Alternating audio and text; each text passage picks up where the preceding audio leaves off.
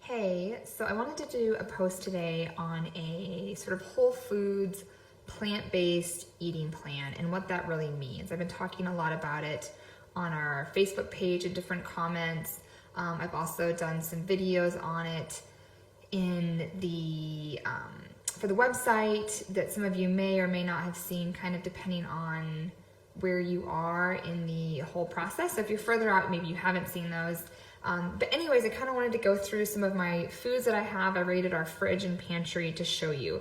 So when I say a whole foods plant-based diet, it really means just the actual food. It's usually like one word. So eggs, one word, tomatoes, one word, sweet potatoes, well, 2 words, but just one actual food, right? Hummus, this is a little bit different because there's some seasonings in there, but you can read all of these ingredients in the most basic form of what they are, right? There's no preservatives there's no artificial coloring, so that's kind of what you want to look for.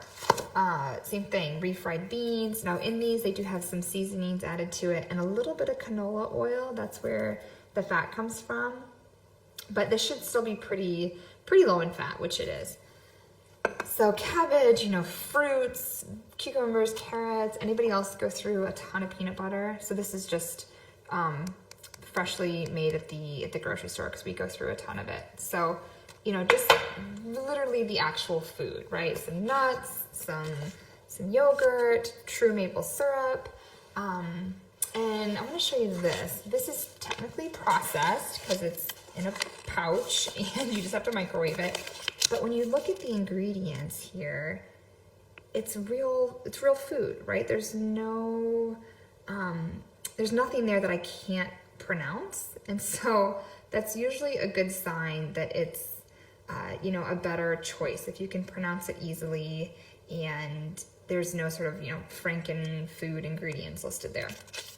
So on this side, I have more of my snack foods, my obviously highly processed foods, things that have a lot more ingredients in them. And some of these things are kind of, probably more so on the healthier side of junk food, if you will, but still things that aren't really going to fill you up. Look at all those ingredients for this, right? A lot of them are just highly processed things. So really being careful with that.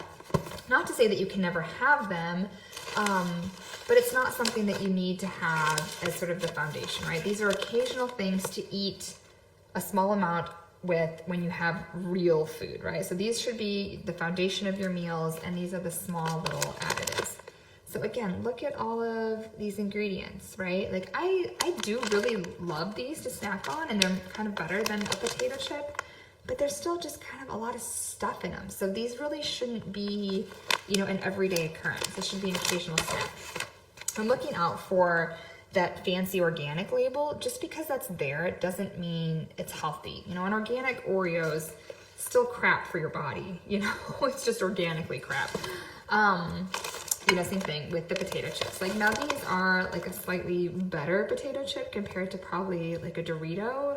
As you can see, their ingredients, it's pretty easy to pronounce all of those. It is sort of a long ingredient list, but it's really all, seasonings. But still, you just want to be careful. These crispy, crunchy carbs are not going to fill you up.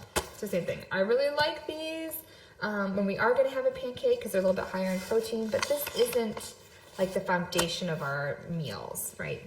This stuff is. This is going to fill you up more. It's going to keep you satisfied longer. It's going to give you more nutrition. Same thing, like the maple syrup. This one, my parents brought this up over a year ago. I don't know why I don't pitch it.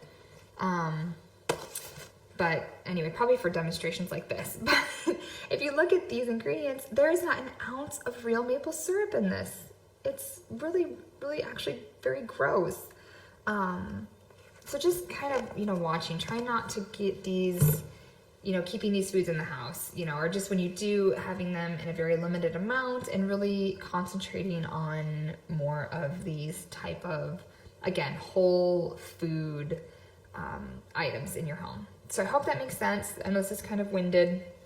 That's my theme with these videos, but I'd love to have your comments, your questions in the section below. Thanks, guys. Questions? We would love to hear from you in the comment section below.